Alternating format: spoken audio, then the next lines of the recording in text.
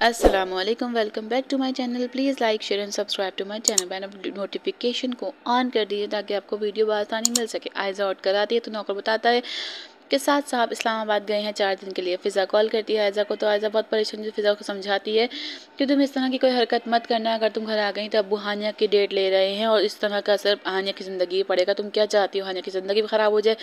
जिस पे आयज़ा फ़ोन बंद करके बहुत रोती है कि अब वो अपने घर जाके भी नहीं बैठ सकती क्योंकि आयज़ा की हो रही है शादी। यहाँ पे दिखाया है कि बाप बोलता है कि हम मंगनी से ज़्यादा बेहतर है कि हम डायरेक्ट निकाह की तरफ जाए। तो माँ बोल मुझसे क्यों पूछ रहे हैं, बस मुझे डेट बता दीजिएगा। आप लोग कौन सी डेट रख रहे हैं, मैं मेहमानों की तरह शरीक हो जाऊँ। फारिस बोलता है कि आपका गुस्सा कम नहीं होगा। तो बोलती है बिल्कुल भी कम नहीं होगा। बाप बोलता है कि तुम किस तरह की बातें करी। तो बोलती है जब आप लोगों ने चलानी ही अपनी मर्जी है तो मुझसे पूछ ही क्यों रही। ये बोल के माँ चली जाती है। फिर फारिस बाप को देखकर बाप बोलता है कि छोड़ दो, ये ऐसी हैं, खुद मान जाएंगी। यहाँ पे अनम आती है सास के पास और पूछती है मैं कुछ दिनों के लिए अपने घर जाके रहना चाहती हूँ। फाइक ने बोला था कि मैं आपसे पूछ लूँ।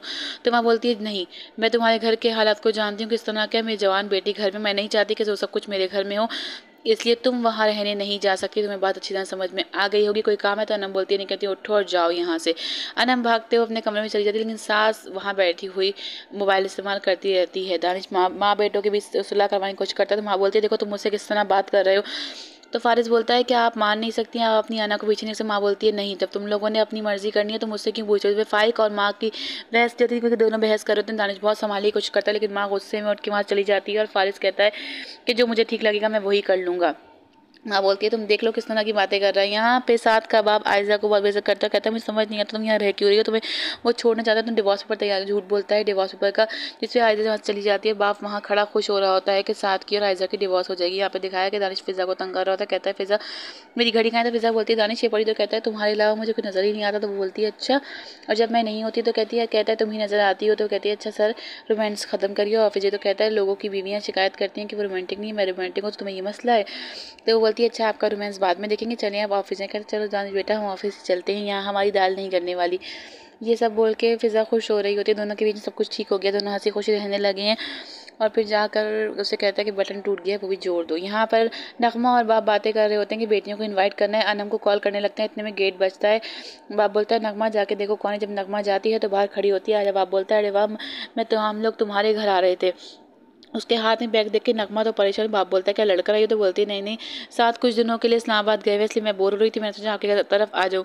बाप बोलता है चल ठीक है तुम बैठो मैं भी आता हूँ। बाप उठ के जाता है तो नगमा उससे पूछ के सब कुछ खैरियत है। तो बोलती है जी पप्पो सब कुछ ठीक है, आप बेफिक्र हो जाए।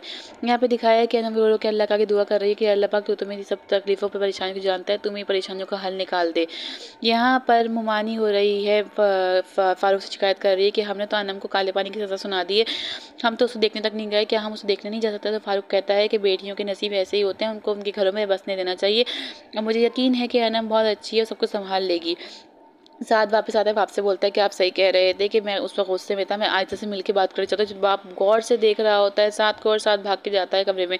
यहाँ पे आयशा परेशान लेटी होती है कि साथ क्या करेगा। तो हानिया से बोलती है आप ही मेरी बात सुनो। तो बोलती है मुझे लगता है सारे मर्द एक जैसे होते हैं, अगर जो सब कुछ दानिश भाई ने फ़िज़ा आप ही के साथ किया, अगर फारिस भी ऐसा निकला। तो आयशा बोलती है कि नहीं, फ़िज़ा बताती है कि फारिस बिल्कुल अलग है, वो तो स्टैंड लेता है अपने घर में। तो बोलती है मुझे नहीं लगता ऐसा कुछ होगा। और जो मोहब्बत होती है ना वो झाग की तरह बैठ जाती है, जिस पे आयशा परेशान होकर देखने लगती है। आगे हम देखेंगे कि बाप कॉल करेगा साथ को, तो साथ उन्हें बोलेगा कि मैं आपकी बेटी से नहीं रहना चाहता, उसको अपने घर में ही रखें तो अच्छा होगा, उसे यहाँ भेजने की ज़रूरत नहीं। जिस पे बाप आगे आयशा से पूछेगा कि तुम्हारी और साथ की कोई लड़ाई हुई थी। तो आयशा बोलेगी क्या मतलब, आपको क्या हुआ। तो बताएगा मैंने उसे कॉल की थी, उसने मेरी इज्जत भी नहीं रखी और मेरा बिल्कुल भी मान नहीं रखा, बहुत बातें सुनाई है।